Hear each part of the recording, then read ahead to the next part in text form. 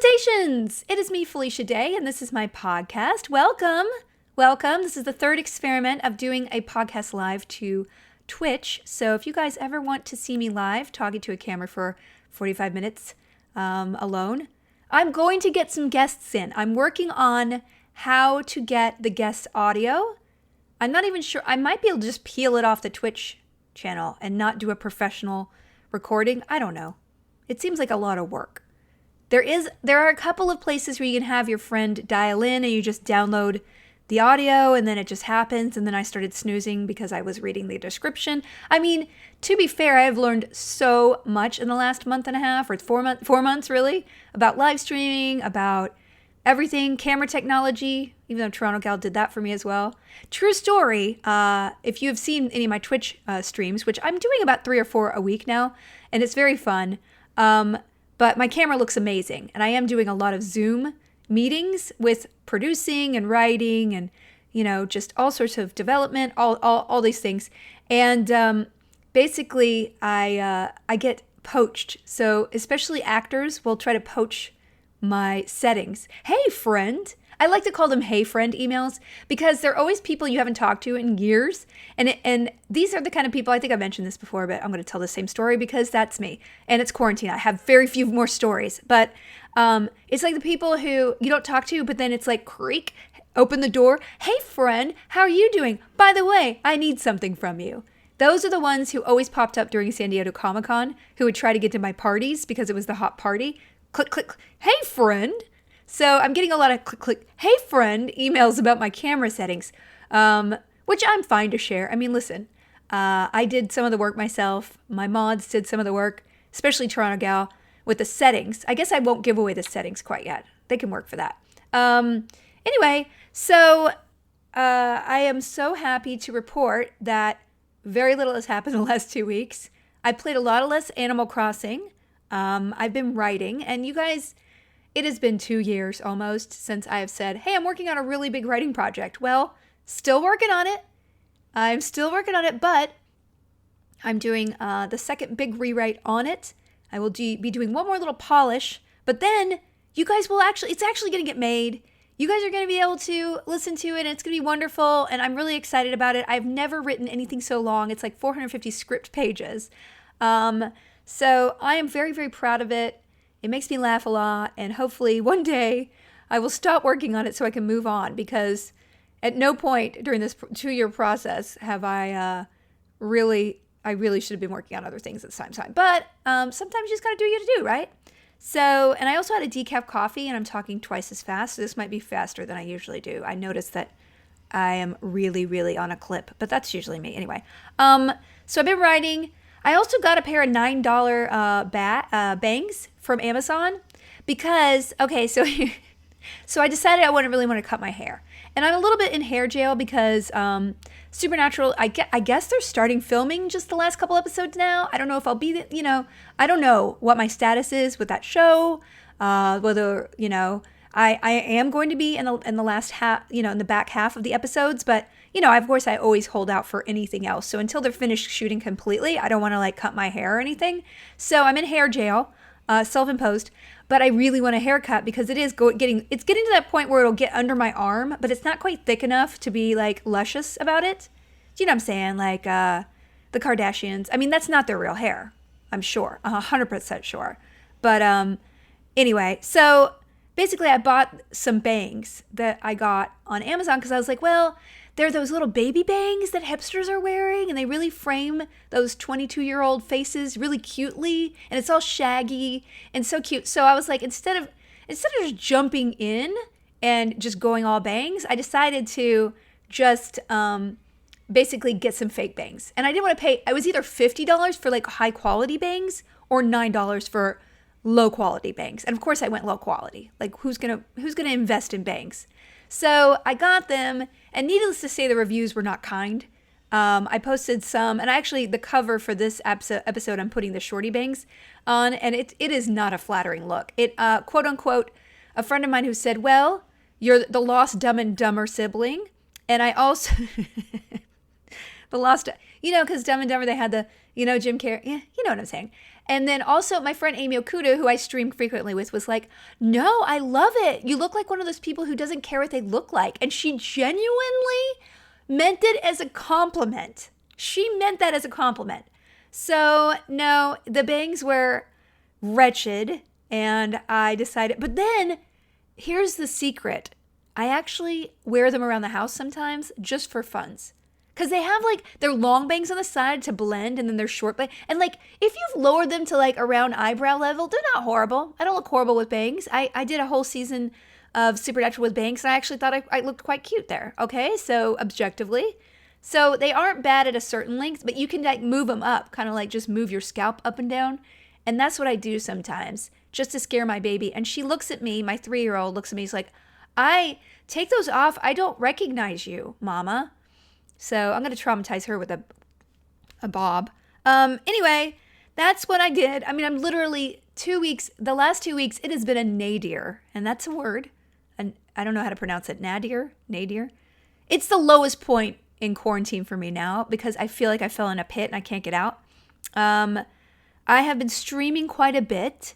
And I enjoy it so much, you guys. And then I sort of had an existential crisis. Like, what are you doing? You're investing all your time in streaming. What do you want from life? Are you building toward anything? You're not going to be a professional streamer. What are you doing?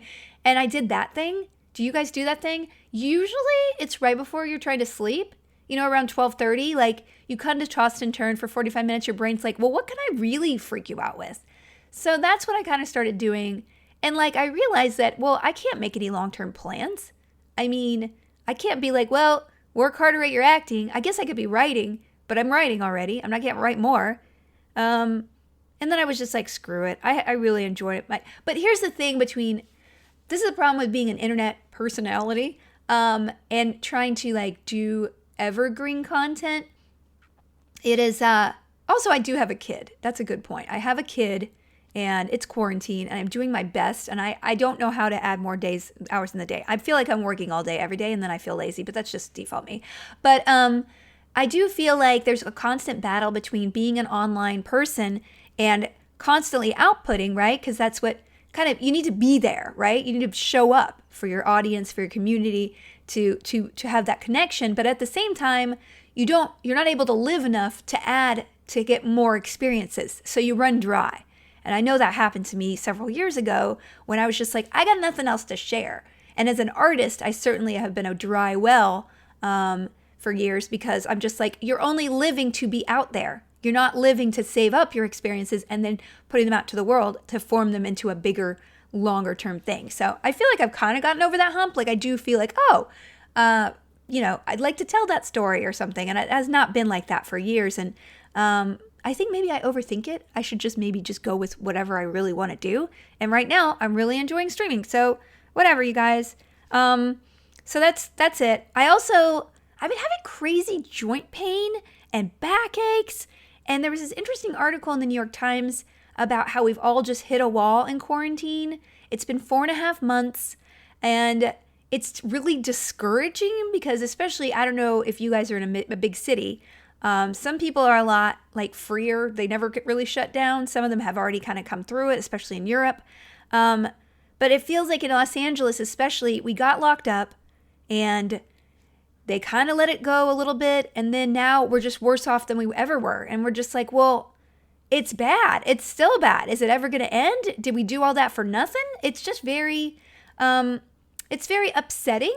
And I almost feel like, I know a lot of people have been working the whole time during quarantine. I mean, it's not necessarily, we've been locked in our houses, but we have been radically changing all of our lifestyles in a way, trying to be as careful as possible. And it doesn't seem to be paying off for some reason. And I think that's, and bringing that back around to the body stuff, I tweeted the other day, I'm just like, I'm so tired.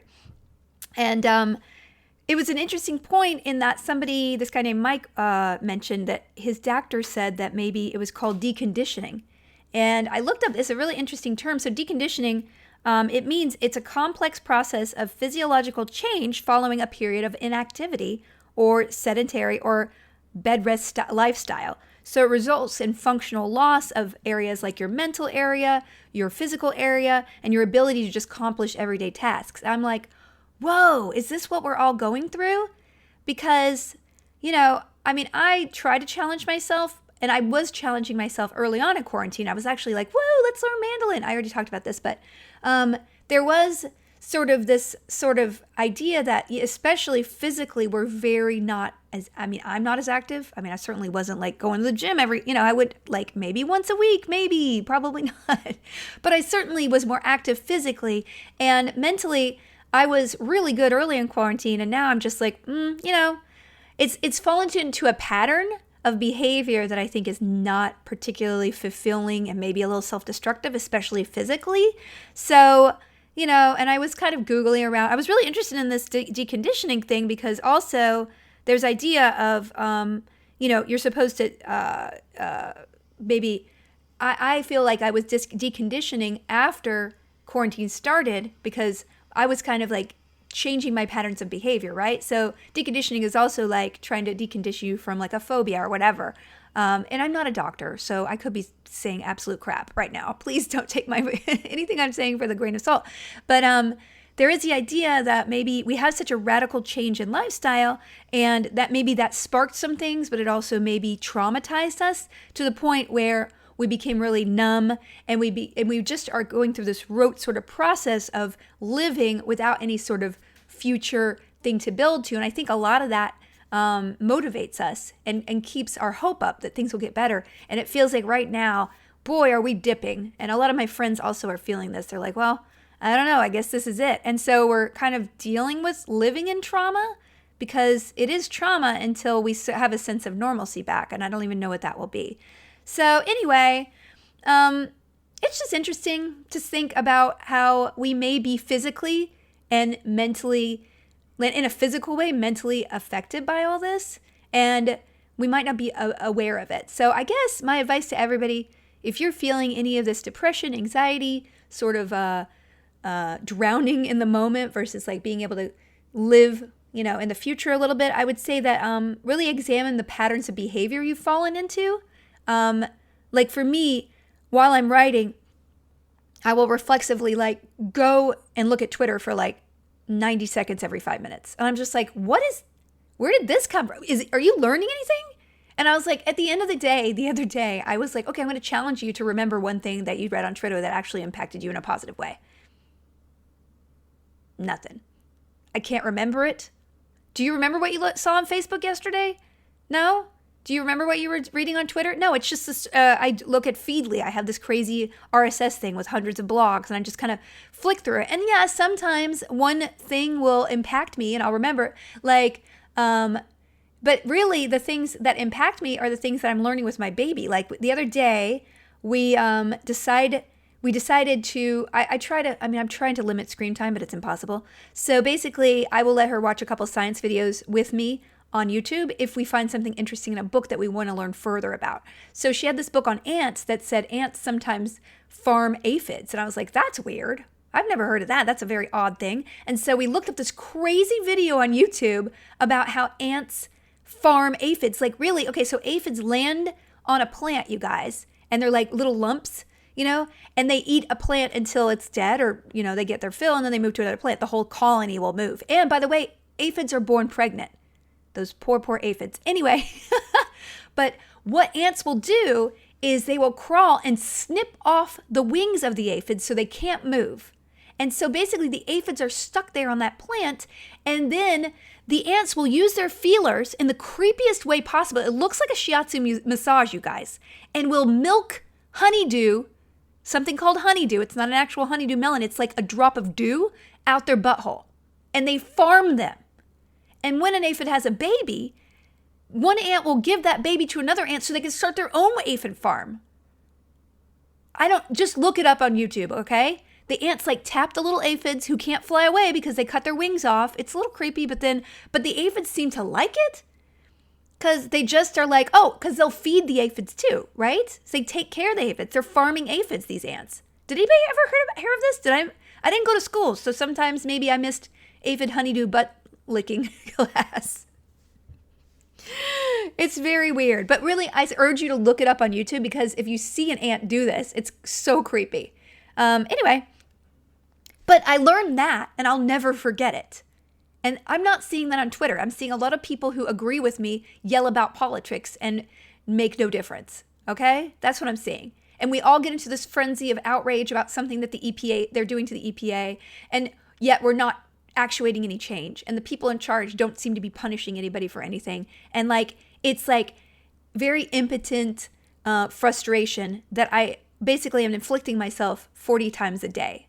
So I'm going to try to use that sort of like that program that John Scalzi, the novelist, uses. I forget the name of it, but it basically blacks out your social media until for a certain period of time. And I'm going to try that, but I think it's going to be hard because it has been a reflexive sort of impulse for me that I've dived into during this quarantine. And it's like, if you tabbed over and learned one Spanish word every single time, or if you just even wrote in a diary when you're bored with what you're working on, like you have something at the end, not just this Twitter crap. I don't know. Anyway, so deconditioning, that's okay. So for books, I'm going to move on to books now. And I actually, books. Also, I want to urge everybody to please join the Discord channel. I have a Discord channel, discord.gg/Felicia Day. I'm sure some of you who are not like tech savvy are like, what is this thing Felicia keeps pushing? It is not, it's a free place for you guys to hang out and chat. That's all. I just love it. It's a great community place. I put my Twitch schedule on there. I share other things that I'm doing. Like this weekend, I'm doing a Masters of the Universe RPG on Saturday. And, you know, I'm always doing random stuff during the week. So I urge you to check it out if you like my work and come on over. It is, again, you do not have to be tech savvy. It's just basically chat. It's like ICQ or AOL Messenger, but like with different categories. So we have like, you know, Animal Crossing is the one I check the most. And another shout out to the Wikia for this podcast. If you like any of the things I do here and are like, what was she talking about 4 episodes ago? Sean Sandalooky my mod, gathers all the notes, puts them up in a beautiful place, and I refer to it many times a week to figure out what I read 6 months ago. So it is felicitations.fandom.com. Thank you, Sean. So books, guess what, you guys? You're not going to believe it. You're not. Because I finished Herodotus' Histories.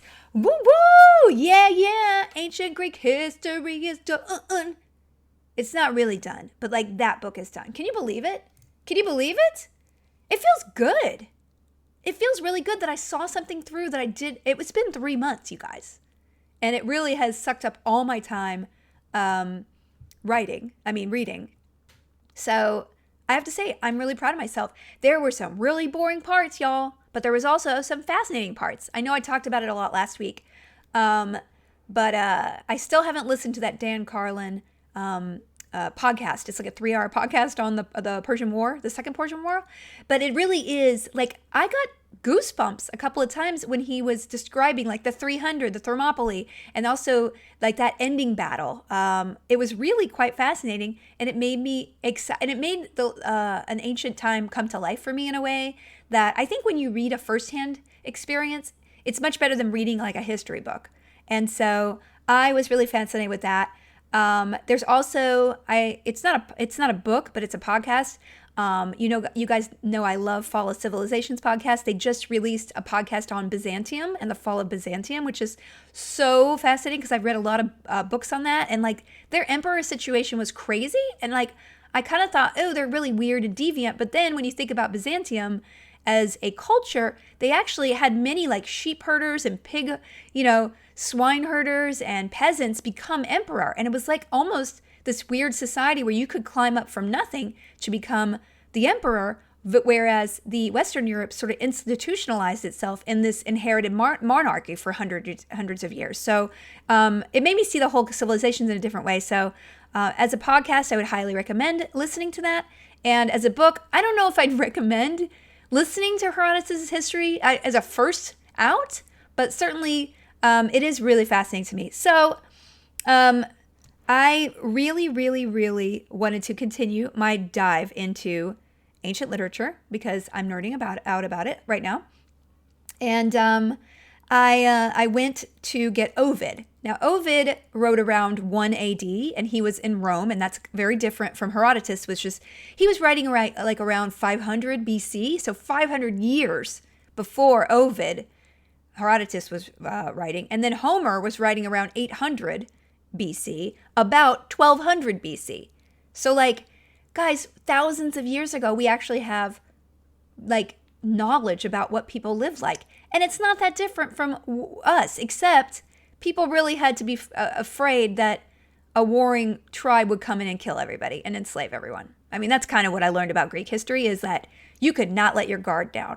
And people would die a lot of all sorts of things. So death had to be, it had to affect the way that you loved people and thought of the future, because you didn't know if you had a future, and you had to be a lot more into defending yourself physically.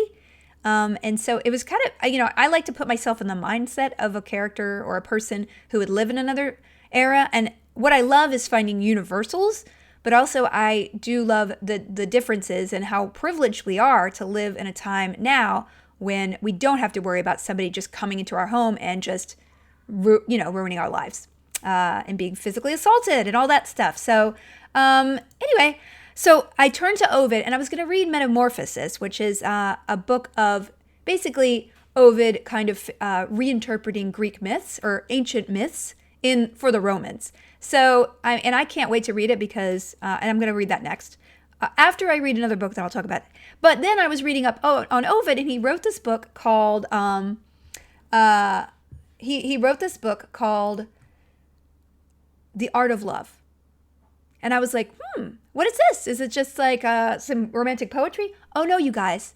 Guys, do you know The Game? That douchebag, terrible person who invented the NEG, the neg, that insulting a woman to make them more attracted to you? All of that crap. I actually did a deep dive into researching this because was it 2? Season 2 of The Guild? It was either season 2 or season 4. Anyway, Zabu gets really jerky, and he's trying to like win over Codex, but like as a man. And so I read a lot of these sort of, and they were pre-incel. This is like pre-incel, okay? Because there were always incels and stuff like that, but this kind of laid the groundwork for that culture on the internet. Anyway, this guy wrote this book about picking up women, and it's the most vile bullshit, so pardon my French, that you would ever say. So I know, and Ovid he wrote this book called The Art of Love, and it's basically a guide about how men can pick up women. Now, I know that Ovid is sort of a humorist in a sense, so we don't know how literally he was, meaning this poem. It might have just been sort of a tongue-in-cheek thing. But there are some really vile, and I want to read a couple quotes to you. I'm going to read a couple of fun things in there. He is an amazing writer, and I read a translation that was in verse, which even makes, like, when you rhyme something douchey, it makes it even seem more douchey. So anyway, there are 3 books in this poem, and the first 2 are about teaching men how to pick up on women, and the third one is about teaching women how to pick up on men. But really, it basically instructs women on how to be more attractive to men. Really, anyway. So anyway, I'm going to read you some quotes. Now, there are a lot of quotes in here that are, if you read this, please, trigger warning. There are some that are offensive, very offensive, about how to get a woman even if she doesn't want you, that kind of thing. These sort of, I like the sort of brutalist romance novels that sometimes are read where the guy, it's like, you, me, woman, you no want me, you will want me, I make you, kind of thing. I mean, listen, women write these for women nowadays, so, but just a warning, like, you could definitely see, I consider it unacceptable, but again, we just look on the internet and we see stuff like this every day. So anyway, let me read a couple of, and it's also super insulting to women, but I'm not sure if he means it for real. So I don't want to like throw Ovid under the bus, but there's some terrible, and this is you could just see a douchebag with slick back hair reading this back then. Why doubt that you can succeed with any woman in the world? Scarcely one out of many will say no. Willing or unwilling, they all find it equally thrilling to be propositioned. Just chance your arm. If you make a mistake and get snubbed, what's the harm? Okay, right? Douchebags. Just douchebags. A frivolous mind is won by small attentions. Many a man is scored in arranging a cushion or plying a fan or slipping a little stool under dainty feet of a sweet fool. So he's basically calling women dummies. And he's like, hey man, just give her a fan or a stool. Here's one that I really love. He's like, it's like when you're watching a parade go by of like for the goddesses or whatever, when a girl asks the name of the kings or these foreign gods, towns or parts or mountains or rivers on the pageant cards, just answer all her questions. Oh yeah, just answer them. Don't wait to be asked. Just volunteer, even if you're guessing. So like another tip of being a douchebag, okay? One AD douchebags are the same as 2020 douchebags. That's my point. Here's another one. He's giving you tips on where to pick up women. He's like, don't miss the chariot races. The big surface offers a lot of chances for smart workers. No need of finger language here. No need to guess if a nod means yes. You could sit as close to a girl as you please. So make the most of touching thighs and knees. What a douchebag. Anyway, but in the middle of all this, he writes this incredible poem about Icarus and Diomedes. You know, the thing of Icarus. I started crying because it was so beautifully put, because it's like, oh, it made me actually feel for that story. This is a dude thousands of years ago. I know. So what I loved about this is that the pickup artist is never dead. Like, it's been since eternity. We're not different, guys. Okay, go to the club or go to the chariot races. Pick up a woman at a hockey game or the gladiator games. Like, it's the same. We are exactly the same as we were, except you shouldn't, force women to, you should not touch strange women. I mean, this guy is advising it. I'm sure the game would. Anyway, I wanted to read this one section to you. Oh, also, okay, two other things. First, then he's telling dudes how to dress, okay, which made me laugh a lot, because this is a dude who wore togas around, right? And he's telling dudes, this is how you dress to pick up ladies. Don't torture your hair with curling tongs or depilate your legs with pumice. That belongs to the eunuchs. Just casual chic suits men best. If you be neat and clean, when it's hot, tan, wear a toga that fits without any spots in it. As for your shoes, don't lace them too tightly, all right? When it's hot, take care that your buckles are rust-free, and never wear a size that's too large for your feet to swim in. Your hair should be well cut. Your head and beard need an expert's hand. Your nails should be clean. So make sure there isn't an obscene tuft in your nostril, and guard against halitosis. Don't be a prime goat. So like, he's just telling dudes how to clean themselves. It makes me laugh a lot. But this is universal, okay? Don't have a spot on your shirt.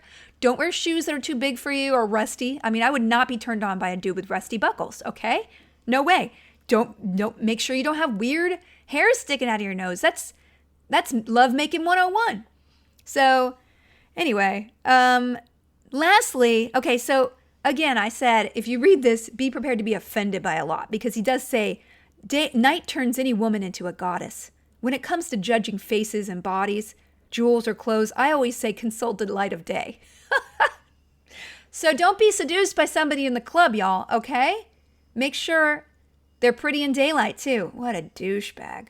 Yeah, this is basically MRA stuff. And they can go back to Ovid, 1 AD. But at the same time, Ovid is very playful and funny. And so I honestly don't know if he actually means this. It's not like modern day incel stuff where they're like, really believe this. Okay, the last thing I wanted to do from this was, in the middle of it, he's talking about playing board games. So I wanted to read this to you because it made me so delighted that to imagine a dude back in 1 AD trying to pick up a lady playing games. So if you're playing a game with her, throw the dice clumsily, make a careless move. If it's knuckle bones, let her off a forfeit if you prove the winner, and see to it that you low roll scores. If you're playing a game of robbers, let her glass man capture yours. Don't be too proud to hold her sunshade and make room for her through the crowd. If you feel a fool, placing a footstool for her pretty feet by the couch and easing her slippers on and off. So basically, I should be ashamed about offering advice about trivia, but girls should play knucklebones and dice and board games. You have to think ahead. Sacrifice or protect a piece. Retreat or attack. For instance, in Trick Track, or the war game, you mustn't be rash but plan coolly when under a pincer attack when you lose a man.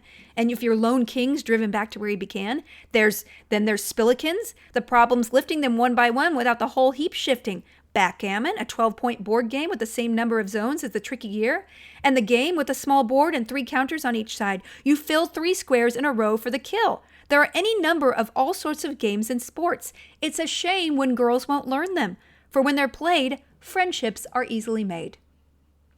So I want to know, he's kind of mansplaining games to women. Okay, this was from the women's section, that last one. But like, isn't it cool that, first of all, they play Knucklebones, which I want to learn how to play.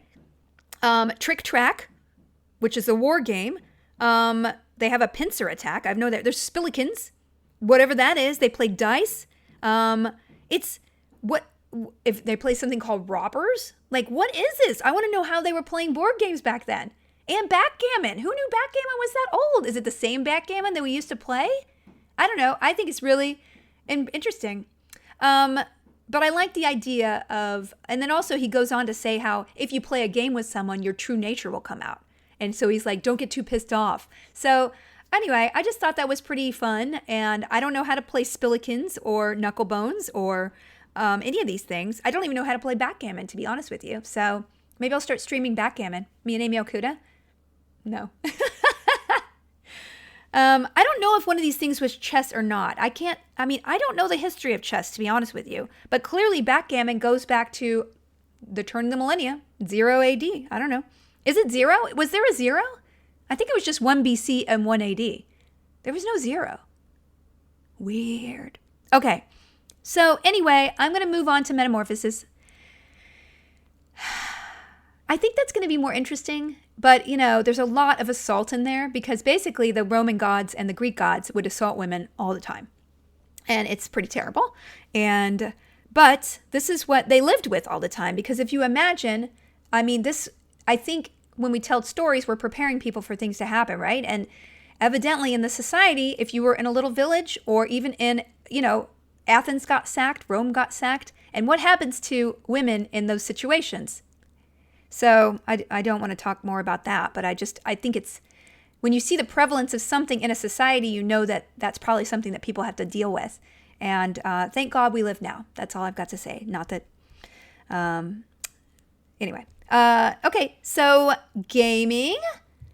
Let's see. Gaming, I have nothing to say. I've been playing Ooblets. We are doing D&D with the guild.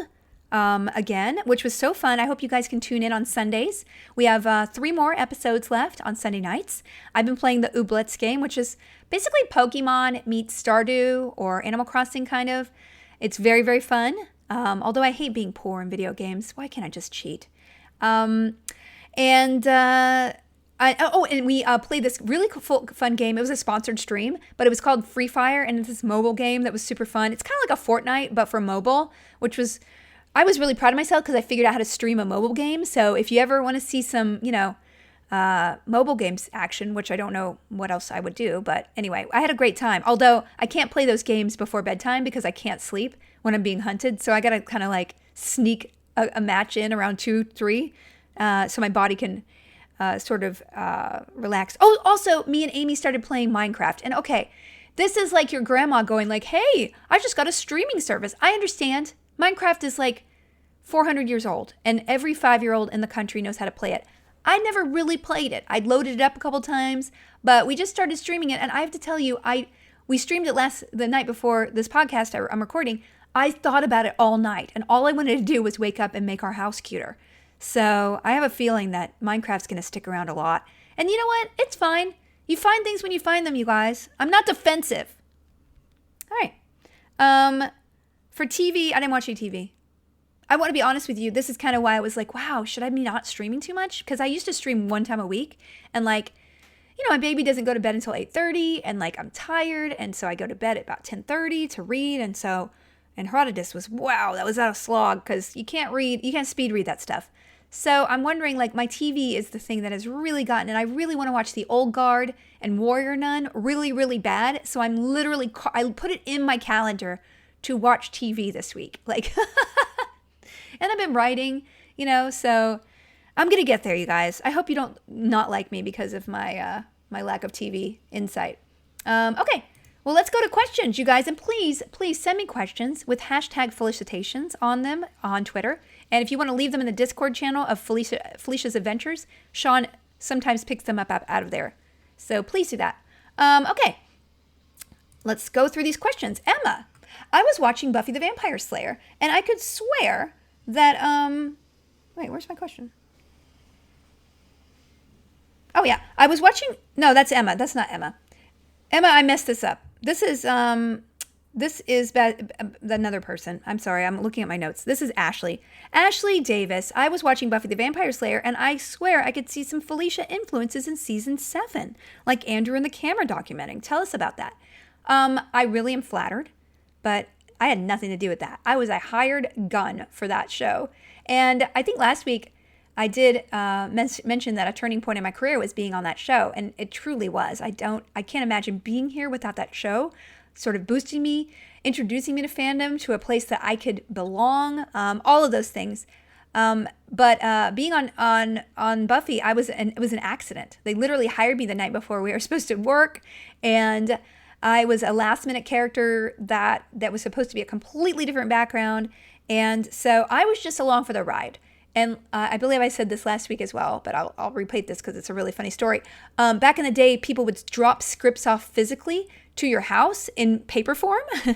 Back in the old days, guys, we used real paper. And so all of us potentials would just go to the last page to see who had been killed off. And I'm pretty certain that at least one person was killed off because people didn't like them. I'm not sure. Or they rubbed one person wrong. I'm not going to even go into details about that, but that's my theory. So basically we just looked to see if we were survived. So I didn't have anything to do with, I guess my presence informed the way my character went, because God knows Joss took a shine to me and gave me a couple of great moments, especially in the finale, but I certainly didn't have anything to do with the stuff with Andrew, which is so great. I love Tom Lank so much. We need to get back to doing that thing we do on Twitch. So I just wanted to not ignore your question, Ashley, who's not Emma. But it definitely was not my influence. Next question. Richard asks, what is your acting approach to the Guild D&D sessions? It's a good question. Everybody's all over the place mixing themselves in with their Guild characters. You're not as insecure as Codex in Guild real life, but Codex in the game was probably more confident, but we didn't see gameplay. It's a good question. And I kind of grappled with this a little bit about how people were playing their character. I think that we're playing a version of our characters who we are now. So 10 years ago, I was not confident. I had no self-worth. I would say I'm marginally better now. I'm certainly not where I'd like to be. Before I die, I'd love to find the confidence just be it all. But maybe that's just life's journey for me. But I find myself, especially because I'm more experienced D&D player and the rest of the cast is newer at it, I feel like I kind of have to step up a little bit more to lead the game and push forward. And so the first couple RPG sessions, I kind of struggle with that because I'm like, well, it's not very codexy of me to jump in and push the story forward. But at the same time, I think for the story and for the experience of the other characters, I don't want to hang them out to dry. And I want us to have the best experience possible. And so I think I've kind of found a new tenor to Codex that's a little more assertive, a lot more, I'm not the guild leader, but certainly I'm pushier, trying to at least push story forward and think of, because if you're not an experienced D&D player, you're not going to think about doing a ability roll or necessarily do it. And I think as we played, we've gotten so much more comfortable with each other. Robin especially has come out of her shell so much. Jeff has actually learned how to play. He's so funny. And, I think me and Vince had the most experience with D&D. And so you can kind of see that in our boldness to jump in. But I think as the weeks have gone on, everybody has just really, their game has risen. And I'm so excited to just have fun with them. Thank you guys so much for supporting and watching live and spreading word. We're not going to become Critical Role. We don't want to. We're just having fun. And that, honestly, having fun with them has been one of the highlights of my quarantine, as well as having fun with the community. So thanks. Thanks for that question. All right. James asks, out of all the gifts you've received from fans, what are the most memorable ones? Strangest, largest, tastiest, or any other category you think of? Well, there is a woman at Comic-Con who, I think it's at Calgary, I think. Anyway, she makes chocolates, and she makes the most delicious chocolates shaped like, R2-D2 and C-3PO and Gandalf and stuff. And I have to tell you, she would always drop chocolate off at my booth. And I have to tell you, it was such a highlight. I always try to give people like signed headshots because I don't like taking things from other artisans who like sell things. So I always am trading. I put headshots in my bag and be like, hey. And if somebody offers to give me a book, I'll be like, okay, I will only take this if you take this signed headshot. Because I don't want to take from a creator when they should be selling that stuff. That said, a lot of fans do bring me gifts when I'm signing or doing a panel or whatever. And I have a whole bag of awesome. I have a shelf of awesome, and I will still have a shelf of awesome in my new office. And it's full of especially handicrafts. I have a thing for like the little dolls that people make of me. So like crocheted dolls. I love, my favorite are like the felt ones. I have one of just a redheaded elf or fairy sitting on a little mushroom. And I think it's the cutest thing ever. And it doesn't really have anything to do with me. It's not, I mean, it's just a redhead, but it's not like me as Codex or something. But I just think it's so pretty. For some reason, that sort of like wool crafting, the tufting, I really love that. And I also have, a scanner. And if anybody gives me like a painting or whatever, I have like a portfolio of things I especially love. But when you have like hundreds of pieces of art, you can't keep it all. So I scan it all into a file. So I keep it. And then before I get rid of it or whatever. So it's hard, you know. Fans, I don't like taking, I mean, when I first had my baby, people gave me baby stuff, which I really appreciated. And I have a lot of stuff people gave me on the wall for Calliope and little stuffed animals and things like that. I take cupcakes if they look like they've been from a store just because I'm a greedy pig. And, but you know, that's not the reason. I think people like to just say, hey, here's a treat. I love giving people presents too. And receiving presents is great. Although a friend of mine, who I will rename nameless, a famous actor, did say that one time when she was, she answered the door and somebody who was a Huber fan of hers, had found her house and offered her a horse. And the horse was in like a thing out front. She's like, I'm here because I love you. Here's a horse. And I was like, oh no, that is, yeah. She did not take the horse by the way. And she said, I'm really flattered, but I cannot have a horse. First of all, I live in the middle of Los Angeles. Second of all, please don't come to my house. Oh, anyway, that's it. All right, last one. Oh, wait, Emma, I actually forgot your question. Emma did ask, and I didn't put a little banner there because I kind of, Emma, I've been to your dream island on Animal Crossing, and I was wondering if Ricky is a hoarder. What is with the junk in his yard, and what's your favorite part about your island? Thank you, Emma. Yes, if you are a dreamer, if you play Animal Crossing, you can come and visit my village now. I put a dream copy up there. You can check my Instagram. I think I Instagrammed the code the other day, and I updated a couple times because I wanted to lay the ladder so you guys could find the secret casino. And to answer your question, I do think the secret casino is my favorite because I had this area behind my island. I was like, what am I going to do with this? Do I terraform it up and just build? But I was like, it's not really big enough for anything cool. And then I was like, what if I dig? And there's that secret beach back there too, where Red Gun, oh, I hate that kid. I hate that fox. So anyway, I basically made this secret casino. So if you go to my dream island, pick up the ladder that's in front of there and try to find the entrance to it. Most people cannot find it. So I'm really proud of my island. There's so many things. And to answer your question about Ricky, he's a grumpy squirrel. And so I couldn't figure out, every single one of my citizens on the island has their own personality, and I make their yard reflect that. So Lindbergh, the kind of like, he's terrible. He's like a Big Lebowski kind of guy. He's a mouse with, like a 5 o'clock shadow, and he's wearing a shorty nightgown and no pants. It's really gross. I made him into this sort of mad scientist hacker, and I put like a server and like, all that stuff in his yard, and it's really trashy looking. I have Klaus, who is the greasy bathhouse. He's a bear, and he has really terrible dyed hair. So everybody chops. My sort of, he's kind of dressed in sort of like World War I outfit, and I made him like a cosplay atelier. And then Tia has a little tea shop. So anyway, everybody has a theme, and Ricky is just a cranky squirrel, and he's my favorite, but I couldn't figure out a theme. So I was like, I'm just going to make you trash guy. And squirrels aren't the highest class animals. So I just gave him, I gave Ricky just trash. He's got trash and toilets, standing up toilets. sitting down toilets, whole toilets, because for some reason my islanders love to give me toilets. So I have a copious amount of toilets, and I just put them all in his yard. So, and it makes me laugh because he is like the most centrally located. Like once you land, you see Ricky's house, and you're like, this is going to be a nightmare, this island. It's not quite the nightmare it could be. So anyway, okay, last question is Onion Kitten. Kitten. Oh, Onion Kitten. What is your skincare routine? And I know I say the word kitten funny, okay? Don't shut up, everybody.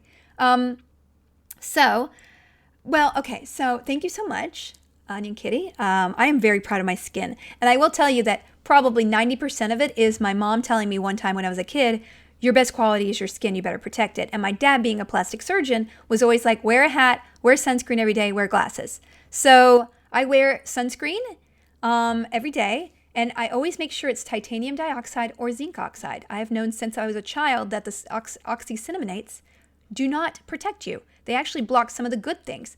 So look on the back of your sunscreen and make sure that you have either micronized or regular titanium dioxide or zinc oxide. Yes, that stuff has a little bit of a whitish cast to it, which I can get away with.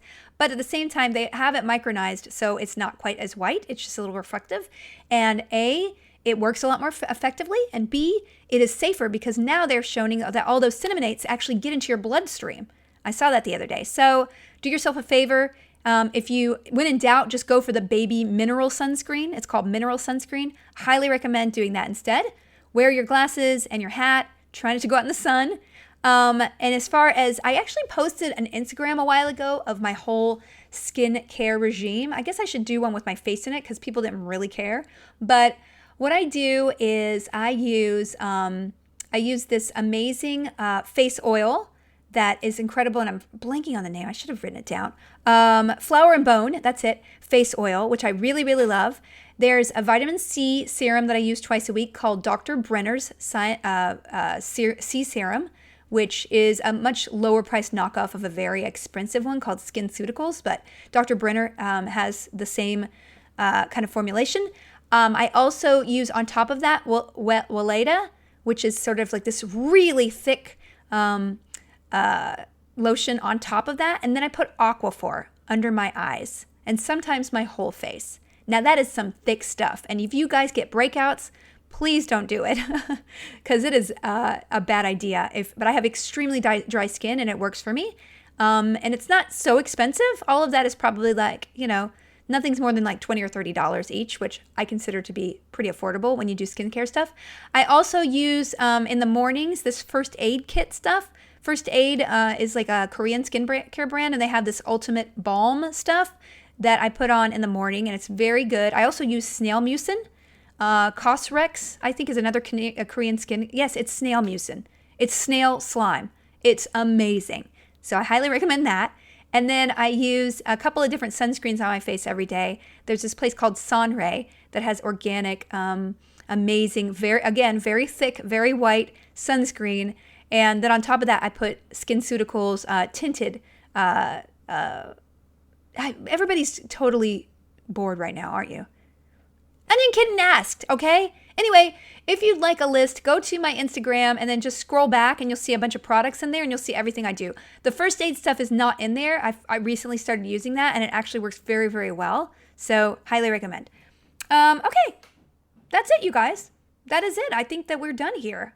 I really appreciate you guys subscribing. Spread word. I'm doing this podcast live, but also uploading it video-wise to my YouTube channel. So if you are interested in that, go and watch it there or download it. I don't care. I'm just trying to have fun and innovate.